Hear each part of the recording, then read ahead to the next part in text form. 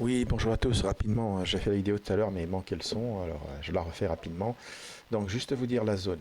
Ici, vous voyez, on a touché la MM7, vous voyez, qui est penchée vers le bas, et donc ils sont repartis à la baisse. Et ici, on a ici la zone des 22 200, 214 par là, qui a tenu, qui les a fait rebondir. Donc, ça fait deux touchettes de cette zone-là, des 22 221 ici, et c'est reparti. Donc ça c'est très important, s'il y a une troisième touchette de cette zone-là, et que ça tient, là ça va repartir à la hausse. Donc ça il faut que vous le notiez. En plus ça correspond en bas d'une bougie weekly, bon j'aurais dû le mettre là, mais je l'ai quand même remonté pour marquer que cette zone-là elle est quand même assez remarquable. Donc voilà où nous en sommes. Et donc il faut noter aussi qu'on a eu notre premier gap à la hausse hier. Hier, je m'excuse, j'ai pas eu le temps de faire le live. Et voilà où nous en sommes. Donc en gros, on a deux zones d'achat pour moi aujourd'hui. La première qui est vers ici, vers cette mèche-là, ici que vous voyez, qui est autour de 22 310. Et la deuxième vers le plus bas, vers 22 200. Ok. Donc voilà en weekly ce que moi je vois. On a en daily. En daily, on voit aussi qu'on a toujours une super trend rouge, donc on est quand même méfiant et prudent. Avec la super trend, elle n'est pas n'importe où. Elle est vers au niveau ici à peu près de cette mèche-là, un peu plus basse, 22 691. Voilà, notez-le aussi. Donc là, nous, on essaye d'acheter parce qu'on est dans tendance haussière, qu'on est dans une zone d'achat, qu'on a eu un premier gap à la hausse, qu'on a un marteau, on a un bougie qui a été cassé par l'eau. Donc on a quand même une configuration intéressante. Mais on n'a pas la cassée, la MM7 par l'eau. Donc il faut quand même être très prudent avec les achats et surtout se dire que si on a une clôture horaire sous cette ligne bleue, c'est-à-dire des 22 219, 220, eh bien il faudra se retourner dans sa tête et chercher à sur-rebond, chercher à vendre. Ok. Donc j'espère que c'est clair pour vous.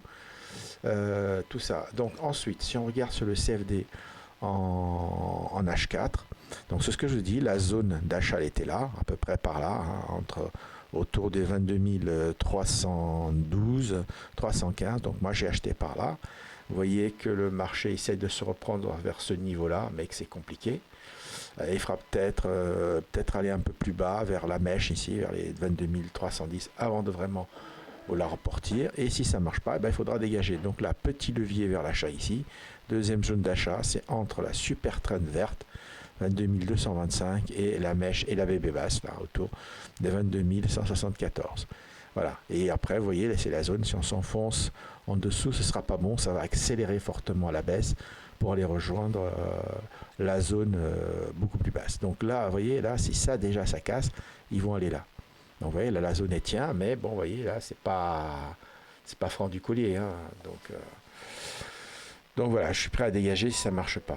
Donc voilà, donc la première zone, voilà, et après les encaissements, si jamais ça marche, c'est en haut là, et les 22 405, et après là-haut, etc.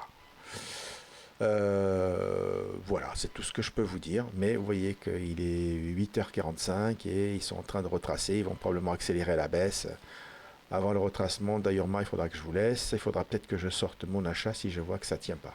Mais pour le moment, ça tient, la zone. La zone, pour le moment, elle tient, vous voyez, il ne la casse pas. Ok, voilà, c'était juste pour vous résumer, parce qu'il n'y avait pas l'image tout à l'heure, je ne sais pas pourquoi, pour vous dire un petit peu ce qui était important à noter, voilà, pour vous montrer les zones, quoi. Voilà, donc moi j'ai prévu deux achats, tentatives d'achat, une ici, 22 312, on va dire, pour résumer, et l'autre ici, voilà, à partir de là, c'est une zone entre la super trend, 22 225, et ici 22 174 sur le CFD.